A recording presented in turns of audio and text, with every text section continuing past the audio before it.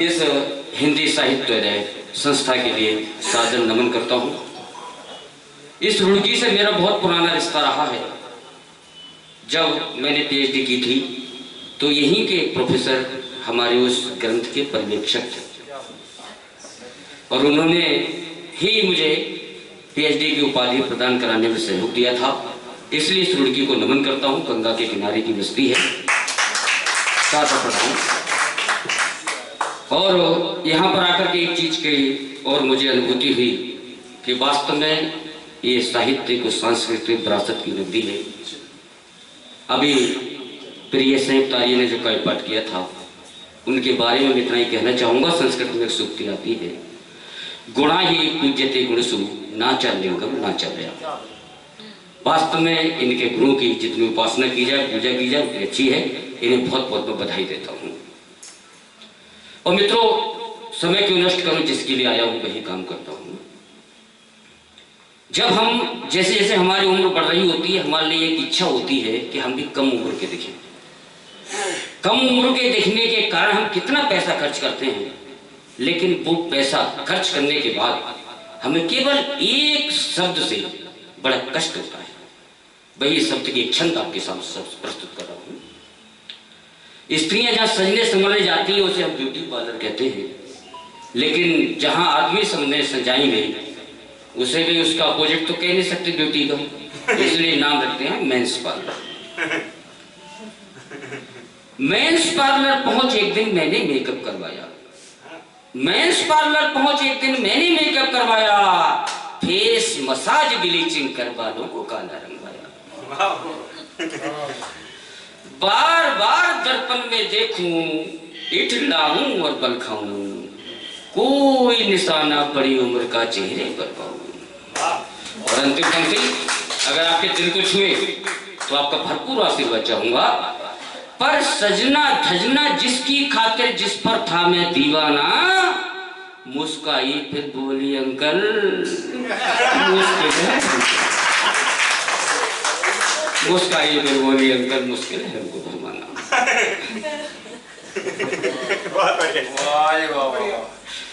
और ये रुड़की तो बड़ा शांत प्रिय शहर है।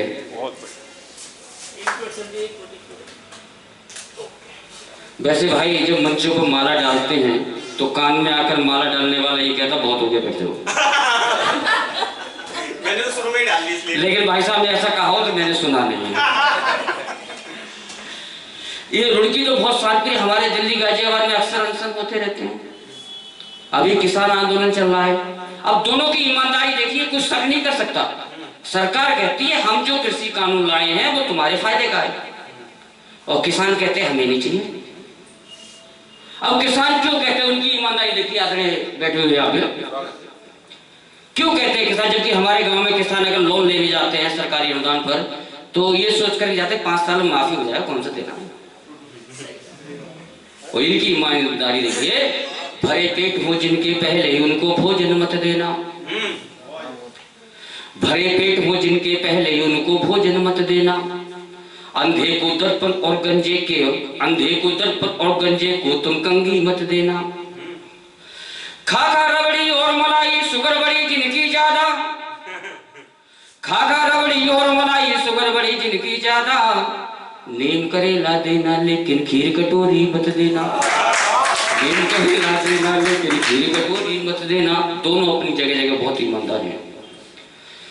और इस सभा में सभी जवान हैं, कुछ वर्तमान में, कुछ भूतकाल में।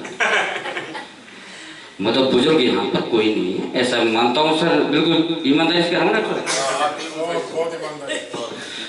ऐसे ये कवि सम्मेलन में जाना हुआ तो कवि सम्मेलन में एक काफी बुजुर्ग कवि थे। तो हमारे संस्कार ऐसे बुजुर्ग को देखते हैं तो हम प्रणाम करते हैं।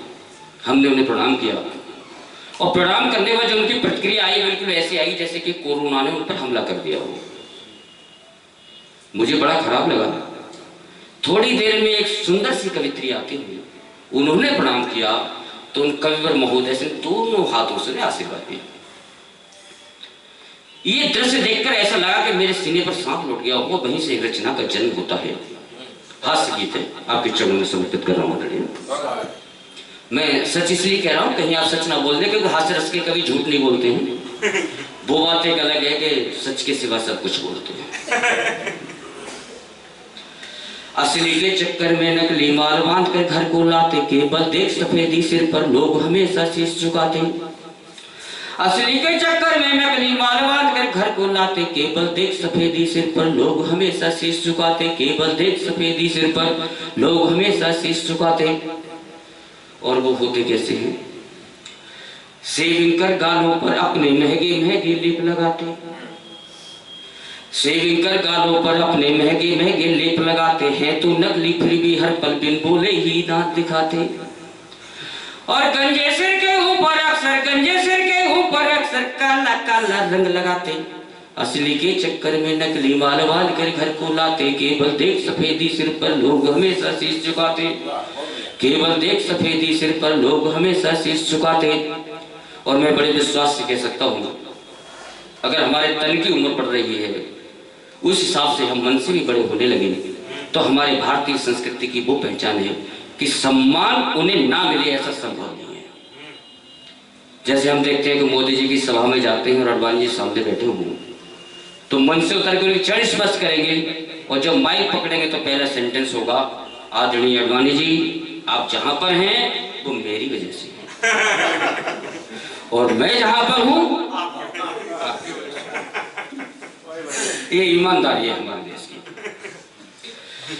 तन से उम्र बड़ी है लेकिन मन से बचपन नहीं गया है। उन्हें कब से मैं हमारे बुजुर्ग की बात कर रहा हूँ। तन से उम्र बड़ी है लेकिन मन से बचपन नहीं गया है, बनकर घूमे छैल विहारी मानो यौवन नया नया है। और इस बंद की अंतिम पंक्ति जिसके लिए गीत की रचना हुई, तन से उम्र बड़ी है लेकिन मन से बचपन नहीं गया है, बनकर घूमे छैल विहारी मानो यौवन नया नया है।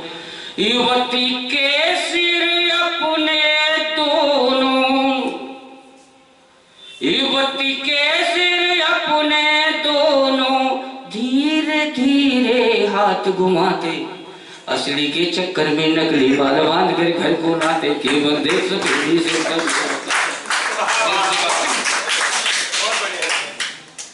और ऐसे गीत ज्यादा बड़े नहीं होते, इसलिए इसका अंतिम बंद आपके चरणों में निवेदित कर रहा हूं।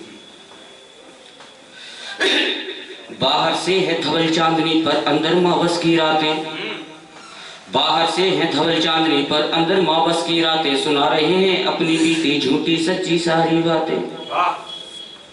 अगर किसी बुजुर्ग के पास बैठे जिनके घर में कोई बात नहीं सुनता हो, तो इतना बोर कर देंगे, जो बात करने जाएंगे वो आप कर नहीं पाएंगे, केवल उनकी अतीत में खो जाएंगे आप। वही कहने का प्रयास करते बातें कहेंगे। अगर शेर कहता है हमसे हम जवानी में खीर पूरी खाते थे, तो हम क्यों भरोसा कर ले भाई, शेर की प्रवृत्ति नहीं होती। अब जैसे हमने देखी हम तब वैसी बात करेंगे। बाहर से है धवल चांदनी पर अंदर मावस की रातें, सुना रहे हैं अपनी बीती झूठी सच्ची सारी बातें। पतझड़ का मौसम है फिर भी, पतझड़ का मौसम है फिर भी, घोर बसंती तीर चलाते, असली के चक्कर में नकली माल बांध कर घर को लाते, केवल देख सफेदी सिर पर लोग हमेशा शीश झुकाते। और मित्रों, हर शहर में होता है, मेरे शहर में भी होता है, और एक महिलाओं की प्रवृत्ति होती है, उन्हें सबसे ज्यादा अगर कुछ पसंद है तो केवल बाजार से खरीदारी करना पसंद है। हर स्त्री की शिकायत रहती है अपने पति से कि तुम हमें मार्केटिंग नहीं कराते। वहीं से एक रचना करूं, महिलाएं चाहती हैं कि हमें आप मार्केट में जाकर शॉपिंग कराएं, लेकिन कभी ये नहीं चाहती कि आप हर चीज में हमारी टांग अड़ाएं। केवल आपका रोल इतना, पैसे दीजिए, सामान भारी हो तो उठा लीजिए, इसके अलावा कुछ नहीं। वहीं से एक रचना का जन्म होता है। बड़े दिनों से एक ख्याल मन में आ रहा था, पर जवाब कोई सूझ नहीं पा रहा था कि महिलाएं अक्सर बाजार क्यों जाती हैं। खरीदना वो सिंदूर या बिंदी का पत्ता, चाहे मैचिंग का दुपट्टा, सारा दिन लगाती हैं, पूरा बाजार मचाती हैं। महिलाएं अक्सर बाजार क्यों जाती हैं। मैंने सोचा कि मैं इनकी बाजारू लत को छुड़ाऊंगा, घर का सारा सामान मैं खुद ही खरीद कर लाऊंगा। एक दिन बाजार में बड़ा ही चकाचौंध था, क्योंकि अगले दिन होने वाला करवा चौथ था। मैं झट से इस साड़ी के शोरूम में बढ़ गया। वहां बड़ी मशक्कत के साथ साड़ी के रंग को कई महिलाओं के तन पर परखने के बाद, आदरणीय विनय प्रताप जी, मैं कहना चाहता हूं, मैंने किसी महिला का स्पर्श नहीं किया, केवल कल्पना में लगी। साड़ी के रंग को कई महिलाओं के तन पर परखने के बाद एक साड़ी ले आया और बदले में पूरी जेब लगाया। मैंने सोचा कि मैं आज निश्चित ही अपनी पत्नी को खुश कर पाऊंगा। जो साड़ी 5,000 की लाया हूं उसे 10,000 की बताऊंगा। उसे 10,000 की बताऊंगा। घर पहुंच पत्नी को देखकर मुस्कुराया और बड़ी ही शान से साड़ी दिखाने के बाद उसका दाम बताया। लेकिन बात बनते बनते बिगड़ गई। ठीक उसी रंग की साड़ी पड़ोसिन की निकल गई।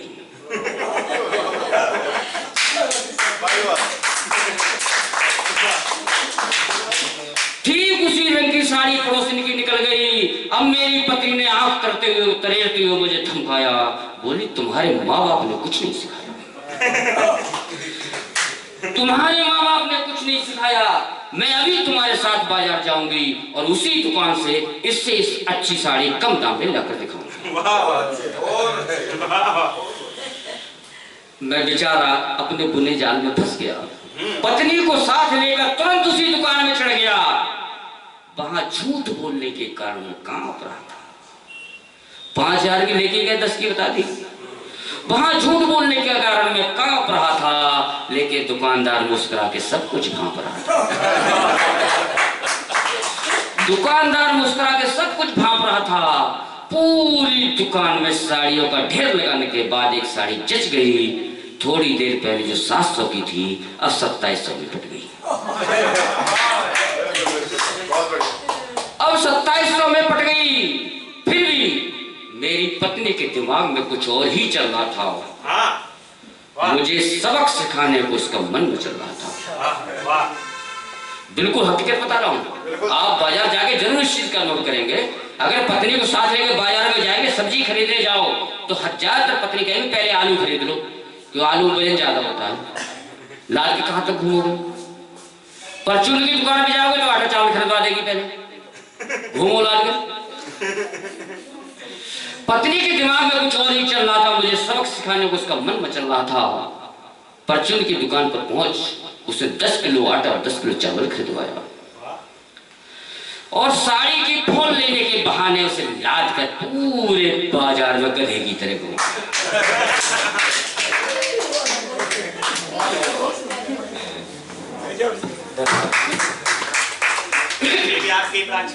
अच्छा, धन्यवाद भाई। एक बेदना आपने समझी। जी बिल्कुल। पूरे बाजार में गधे की तरह घुमाया।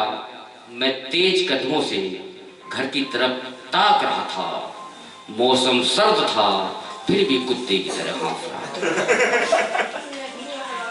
अचानक पत्नी को सुध आ गई, अरे इस साड़ी की मैचिंग की बिंदी तो नहीं। इस साड़ी की मैचिंग की बिंदी तो रह गई। चलो जल्दी चलते हैं।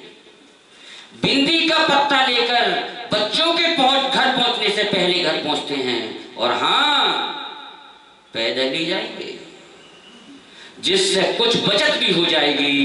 जवानी तुम में कितनी बाकी है इसकी परख भी हो जाएगी।